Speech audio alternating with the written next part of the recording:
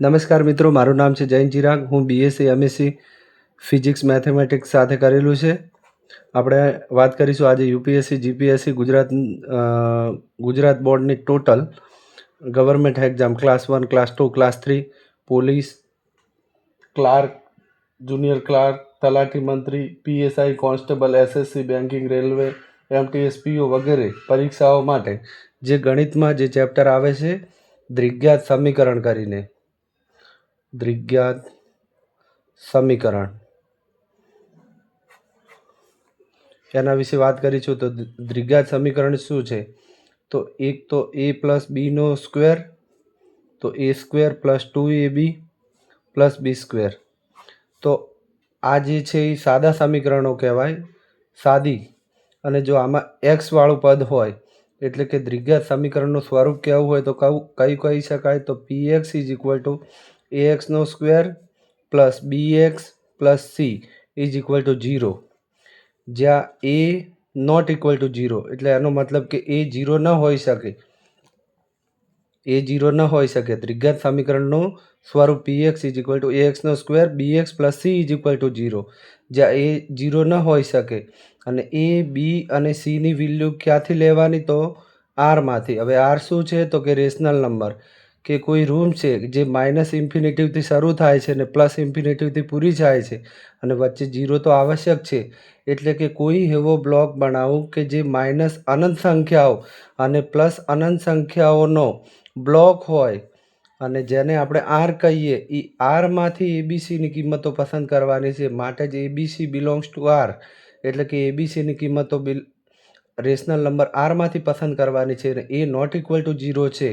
તો આ બધી કન્ડિશન ધરાવતા px is equal two ax square bx plus c is equal two 0 વાળા બહુપદીને દ્વિઘાત સમીકરણ કહી શકાય.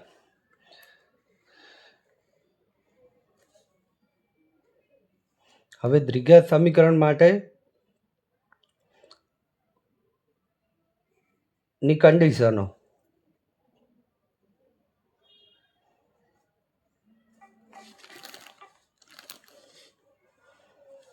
તો એક વિવેચક શોધવું પડે.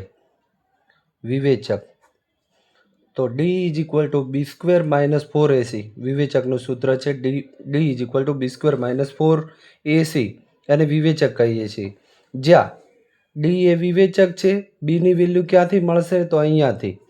4 તો મળેલો છે જ, એની વેલ્યુ ક્યાંથી મળશે? તો જે આપણને બહુપદી આપેલી હોય ત્યાંથી એની કિંમત. અને સીની કિંમત ક્યાંથી મળશે? અહીંયાથી.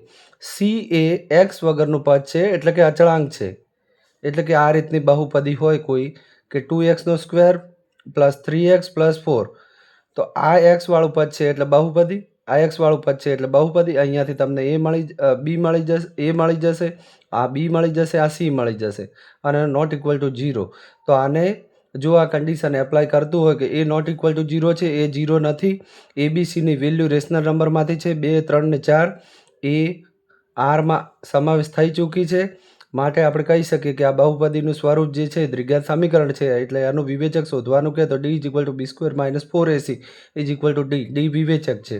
હવે આગળ આપણે વાત કરીશું કે ડીની શું કન્ડિશન હોઈ શકે? તો કે ડી કાં તો 0 હોય, પછી ડી કાં તો ધન હોય એટલે કે 0 કરતાં મોટો હોય એટલે ડી ગ્રેટર દેન 0, અને ડી કાં તો ઋણ હોય તો ડી લેસ દેન 0. હવે ડી જ્યારે 0 હશે ત્યારે જે ઉકેલો મળશે, હજી તો આ તો વિવેચક થયું, હવે ઉકેલ જે મેળવવાના છે એ આલ્ફા બીટા મળશે. એ આપણે આગળ સૂત્ર જોઈશું કે આલ્ફા બીટા કઈ રીતે મેળવવા, કયું સૂત્ર વાપરવું. પણ હાલ આપણે આલ્ફા અને બીટાએ આ જે બહુપદી છે કે કોઈ પણ દ્વિઘાત સમીકરણની બહુપદી આપેલી હોય તેના ઉકેલ મેળવવાનું કહે તો આલ્ફા બીટા શોધવા પડે. અને આલ્ફા બીટા શોધવા માટે ડી જરૂરી છે.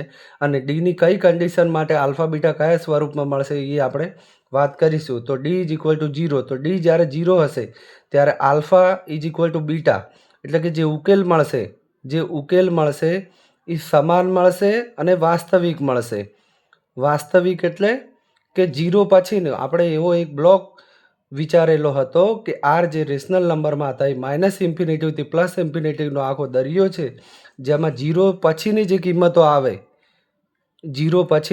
આવે તો તેને વાસ્તવિક કિંમત કહેવાય.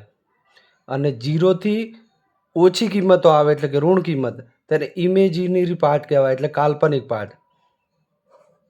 તો અહીંયા જે ડી ઇઝ ઇક્વલ ટુ 0 હશે તો ઉકેલ સમાન અને વાસ્તવિક મળશે. ઉકેલ સમાન અને વાસ્તવિક મળશે. અને જે બહુપદી હશે તે પૂર્ણ વર્ગ બહુપદી હશે.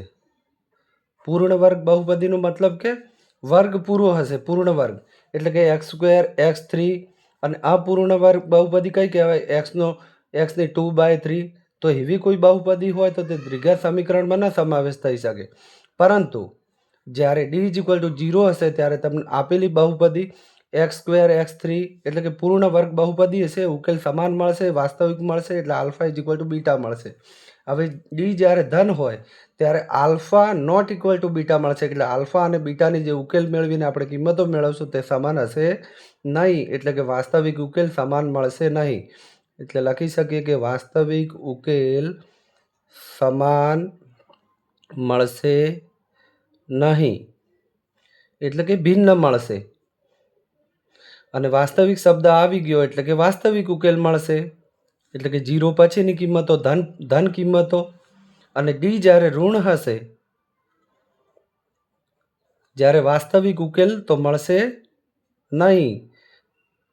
એટલે એનો મતલબ શું થયો કે ડી જ્યારે ઋણ હશે કે આપેલ બહુપદીનો એટલે કે આપેલ દ્વિઘાત સમીકરણનો જે વિવેચક તમે શોધશો એ ઋણ હશે તો વાસ્તવિક ઉકેલ મળશે નહીં, ઇમેજરી પાર્ટ મળશે. એટલે કે જેમ કે ડી તમને શોધ્યો અને -25 મળ્યો તો એ કઈ કન્ડિશનમાં એપ્લાય કરી શકાય? અહીંયા ડી ધન 25 હશે એટલે કે ડી 25 કરતાં મોટો હશે અથવા 25 હશે ત્યારે વાસ્તવિક ઉકેલ મળશે, અને ડી 0 હશે ત્યારે આ કન્ડિશન ઉપયોગ કરી શકાય. હવે આપણે વાત કરીશું આલ્ફા બીટા કઈ રીતે શોધવા. તો આપણા ભારતીય શ્રીધર આચાર્ય હતા.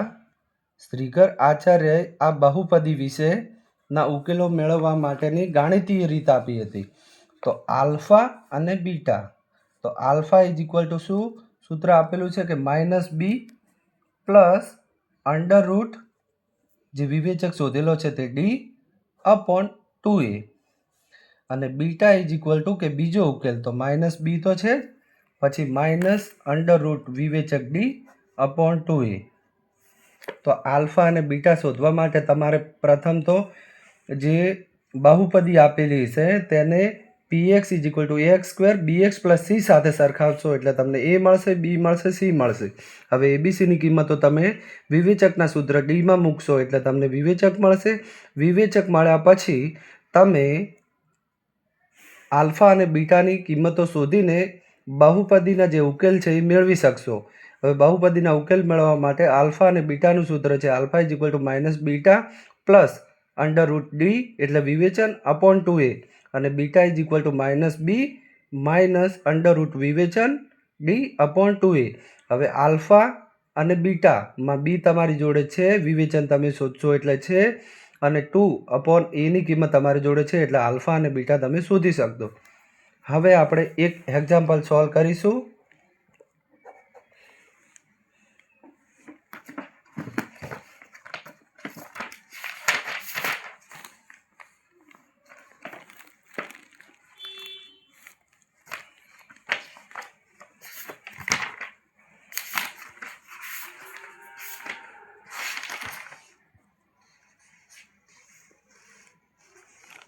કે અહીંયા એક્ઝામ્પલ આપેલો છે કે 2x² -7x plus 3 is equal two 0 હોય તો તેનો ઉકેલ મેળવો.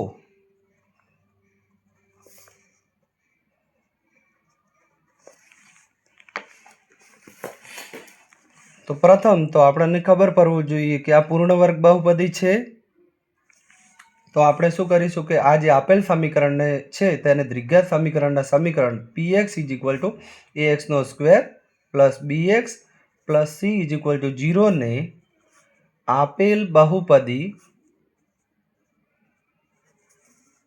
આને હું qx કહી દઉં એટલે qx is equal two 2x² -7x plus 3 is equal two 0 સાથે સરખાવતા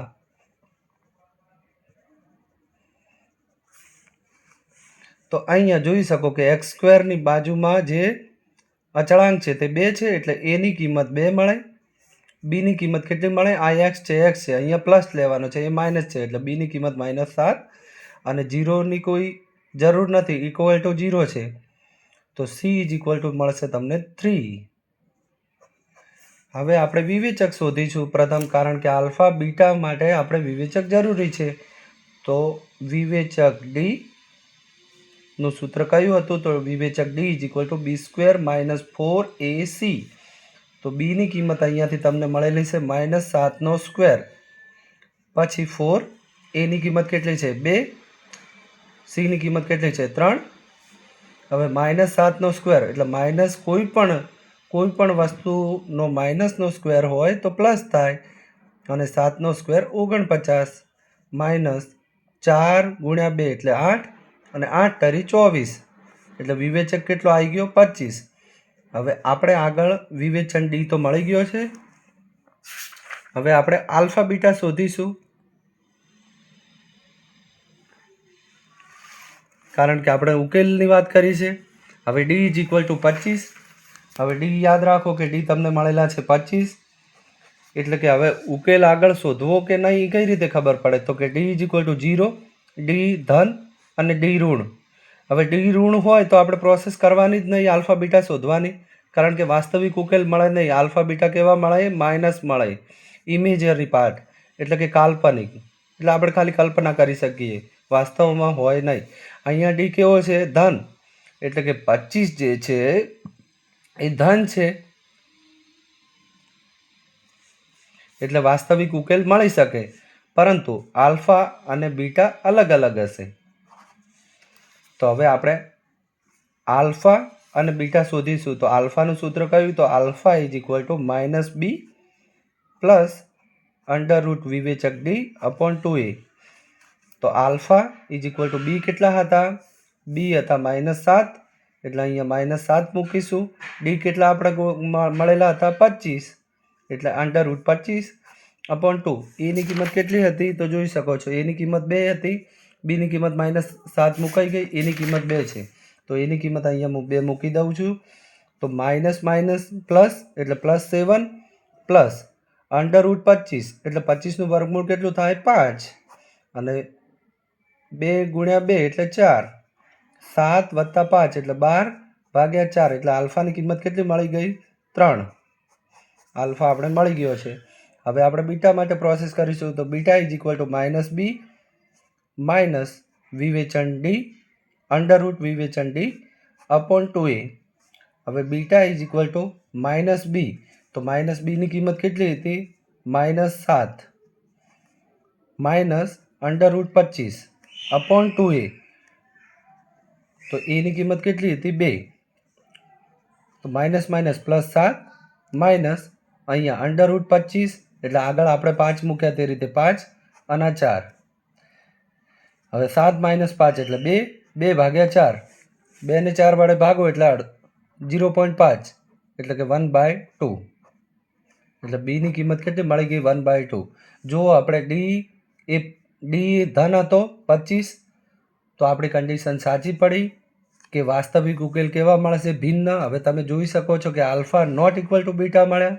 આલ્ફાની કિંમત 3 છે, અને 3 એ 1/2 ક્યારેય ન હોઈ શકે, એટલે કે alpha not equal to beta.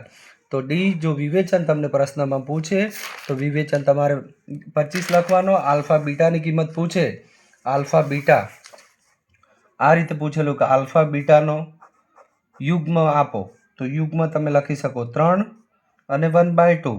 વિવેચન ડી પૂછે તો 25 લખી શકો, અથવા તો ક્યારેક એવું ફેરવીને પૂછી શકે કે વર્ગમૂળમાં ડી, એટલે કે જે વિવેચન મળે તેનું વર્ગમૂળ કેટલું થાય? તો 5. અને એ રીતે પૂછી શકે કે બંને ઉકેલોનો સરવાળો કેટલો થાય? તો આલ્ફા પ્લસ બીટા 3 + 1/2. તો આનો લસા લઈશું તો 3 દુ 6 + 1, એટલે 6 + 1/2 એટલે 7/2. બાદ બાકી પૂછે આલ્ફા માઇનસ બીટા, બંને ઉકેલોની બાદ બાકી કેટલી? તો 3 દુ 6 - 1/2 એટલે કે 5/2 આલ્ફા માઇનસ બીટા. હવે આગળ ઘણા બધા દાખલા સોલ્વ કરીશું. તો એ માટે અમારી ચેનલને સબસ્ક્રાઈબ કરો, લાઈક કરો, કે જેથી કોઈ પણ વિદ્યાર્થી ગવર્મેન્ટ એક્ઝામની તૈયારી કરતા હોય અને ટ્યુશનની સગવડ ન હોય તો અમારા ઓનલાઈન લેક્ચર જોઈને તમે સારું એવું મેથ્સનું કન્ટેન્ટ જોઈ શકો છો.